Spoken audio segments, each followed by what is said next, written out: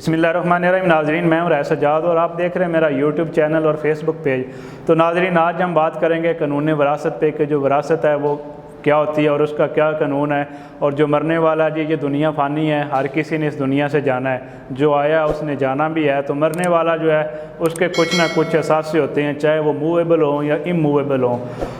इनकी जो प्रॉपर्टी है उसके दो हिस्से किए गए हैं जी। एक मूवेबल होती है, जो प्रॉपर्टी आसानी से आगे पीछे हो सकती है, जिसमें बैंक बैलेंस है, उसकी पेंशन है, उसकी गाड़ी है, इस तरह की चीज़ें जो होती हैं वो मूवेबल प्रॉपर्टी होती हैं। इसके लिए जो है वो पहले सिविल कोर्ट के पास इख्तियार होता था कि जो सिविल कोर्ट है वो सक्सेशन सर्टिफिकेट जारी करती थी। जो उसके कानूनी व शरई वारसान होते थे मरने वाले, उस सक्सेशन सर्टिफिकेट में जो है वो सारे वारसान हैं जो उनके जो हिस्से हैं वो डिटरमिन कर दिए जाते थे, और वो बैंक से या जो भी इदारे में पेंशन होती थी मरने वाले की, वो एज इट इज़ सारी चीज़ें अपने शेयर के मुताबिक विड्रा कर लिए देते थे। अब दूसरी जो कैटेगरी है वो इमूवेबल प्रॉपर्टी है, जो प्रॉपर्टी ट्रांसफ़र नहीं हो सकती, एक जगह से दूसरी जगह हिल जुल नहीं सकती, जिसमें ज़मीन है, मकान है, घर है, प्लाट वगैरह है, वो सारी प्रॉपर्टी जो इमूवेबल होती है। इसके लिए अगर डिस्प्यूट आ जाए कि मरने वाले के ये वारिस नहीं है या ये वारिस नहीं है, तो उसके लिए सिविल कोर्ट डिक्लेरेशन की एक डिग्री जारी करती है कि ये इसके वारिस हैं, इनके नाम आप विरासत का इंतकाल कर दें। हमारे यहाँ एक इस्तिलाह होती है जी कि मरने वाला फौत हो गया तो जो उसका इंतकाल वो ऑटोमेटिकली जो उसके कानूनी व शरई वारिस हैं ना, उनके नाम इंतकाल का इंदराज हो जाना है और वो ऑटोमेटिकली वारिस डिक्लेयर हो जाने हैं।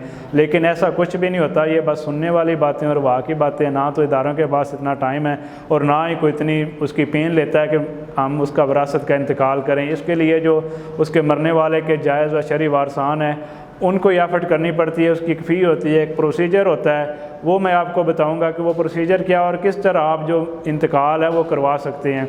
इसका एक और भी पहलू है जी कि मरने वाले के जो कानूनी व शरई वारसान हैं वो कौन कौन से हैं और उनको कितना शेयर जाना है और कौन इस शेयर से महरूम रहेगा, किसको डबल जाना है, किसको सिंगल जाना है। अगर उसके वारसान नहीं है तो फिर जो मरने वाले का जो तरका है वो किस में तकसीम होगा, ये अगली वीडियो में बताऊँगा। ये थोड़ा टॉपिक लंबा है, आज मैं सिर्फ आपको ये बताऊँगा कि जिसका जो प्रोसीजर है वो क्या होता है और किस तरह आप जो है इंतकाल विरासत का अपने नाम करवा सकते हैं जो उसके वारिस होते हैं।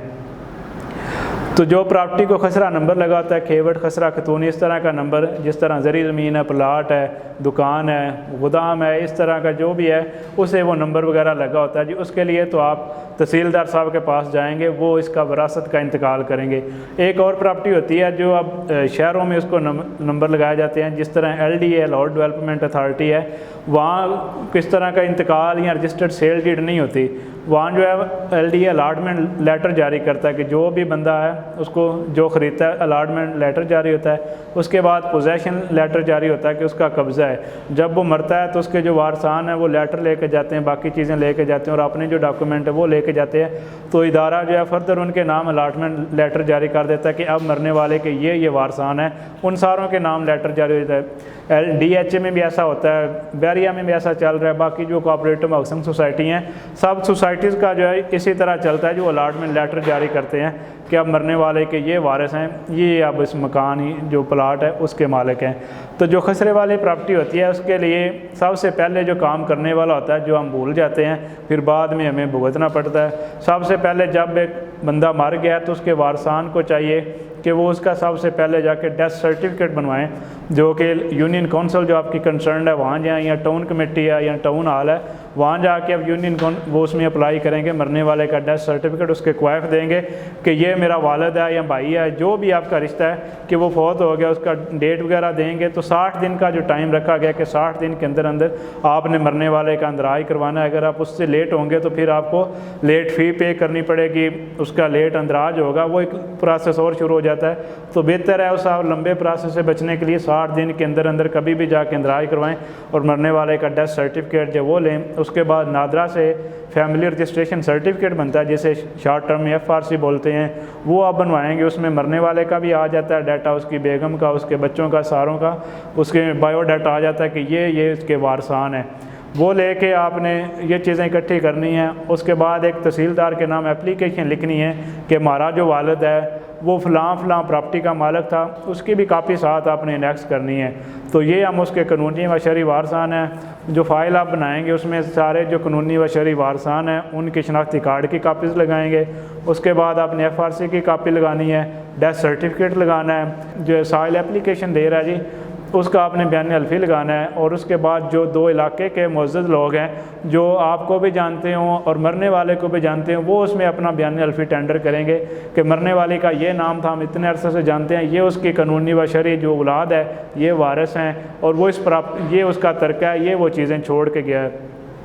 जब ये फ़ाइल सारी मुकम्मल होगी तो आप तहसीलदार साहब जो हैं वो आगे कानू गो या जो गर्दावर हैं उनको है वो फारवर्ड कर देंगे, मार्क करेंगे।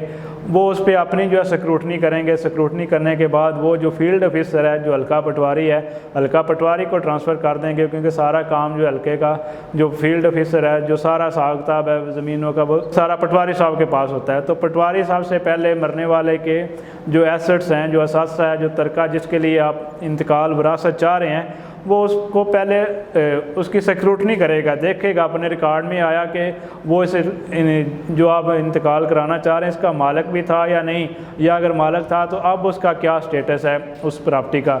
अगर तो वो सारा रिकॉर्ड दुरुस्त है तो जो पटवारी है वो उसे अपने अंदराज करेगा उसका, और एक अखबार इख्तियार है जी वो जारी करेगा अवामुन्नास के नाम की। अगर किसी बंदे को एतराज़ है या कोई भी बंदा ये प्रॉपर्टी है, ये इसके वारसान हैं, ये चाह रहे हैं कि हम जो हैं वो इसकी विरासत का इंतकाल अपने नाम करवाएं, अगर किसी को एतराज़ है तो वो 10 दिन के अंदर अंदर या 7 दिन जितने दिन का भी वो अखबार इख्तियार करेगा, वो उतने दिनों में आके पटवारी को मिलेंगे। अगर वो नहीं आते तो फिर वो आगे प्रोसीजर करेगा। अखबार इख्तियार जारी होता है। अखबार इख्तियार जारी होने के बाद जो पटवारी है वो उसका अंदराज करेगा जी इंतकाल विरासत का। इंतकाल विरासत को नंबर लगाएगा, उसके जो वारसान हैं उनका नाम लिखेगा, जो रकबा है वो सारा लिखेगा, और उसकी बैक पे शजरा नसब बनाएगा जिसे फैमिली ट्री भी बोलते हैं कि ये मरने वाला था, ये इसकी बेगम है, ये इसके बेटे हैं, ये इसकी बेटियां हैं, इनके नाम इतना इतना जो शेयर है वो ट्रांसफ़र हो रहा है। इंदराज करने के बाद आगे जो है वो फारवर्ड कर देगा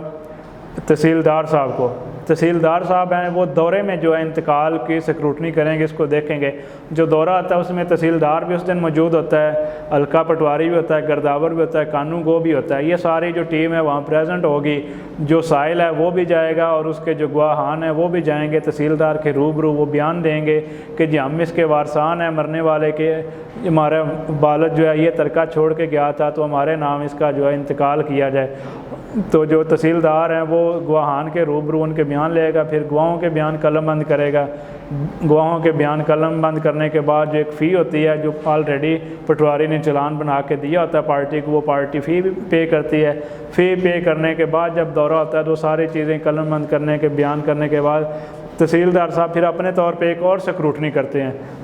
तो बाद में जब वो सारी चीज़ें क्लियर हो जाती हैं तो वो जलसा आम में जाके वो इंतकाल पास करते हैं जिसका पटवारी ने नंबर वगैरह लगाया होता है। सारी जो इसकी ज़िम्मेदारी है वो पटवारी पे होती है। जो कुछ भी करना है पटवारी ने, तहसीलदार जो उसने स्क्रूटनी करनी है और पास करना होता है जलसा आम में। जब वो इंतकाल तहसीलदार साहब पास कर देते हैं तो वो वैलिड इंतकाल होता है। उसके 2 हिस्से बन जाते हैं इंतकाल के। एक जो इसका परत है उसे परत पटवार बोलते हैं जो पटवारी के कब्ज़ा में रहता है, और जो सेकंड परत है वो परत सरकार होता है जो कि रिकॉर्ड रूम में जमा हो जाता है, जिसकी आप किसी भी वक्त अटेस्टेड कापी ले सकते हैं। तो जब भी इंतकाल हो तो आपने उसकी अटेस्टेड कापी लाजमी लेनी है ताकि कल कलां को आपको प्रूव करना पड़ जाए तो आप वो दिखा सकते हैं कि जी मैंने ये इंतकाल करवाया था, हम ये इसके कानूनी व शरई वारसान है, ये हमारे पास अटेस्टेड कापी है। क्योंकि रिकॉर्ड में आपको पता है कि बड़ी हेरा फेरी और टेम्परिंग भी हो जाती है। तो जो वो पर सरकार होता है उसके बाद आगे फिर जमाबंदी में उसका अमल दरामद होता है। जमाबंदी हर 4 साल बाद मुरतब की जाती है। उस जमाबंदी में फिर जो इंतकाल है, जितने भी साल में इंतकाल होते हैं वो सारों का इंतकाल का जो है वो नंबर लगाते जाते हैं, वो उसका अमल दरामद जमाबंदी में करते हैं। जब जमाबंदी में आ जाता है तो वो फिर सारी चीज़ें वैलिड हो जाती हैं। तो आज के लिए इतना ही। अगर वीडियो पसंद आए तो इसको लाइक और सब्सक्राइब लाजमी कीजिएगा। अल्लाह हाफ़िज़।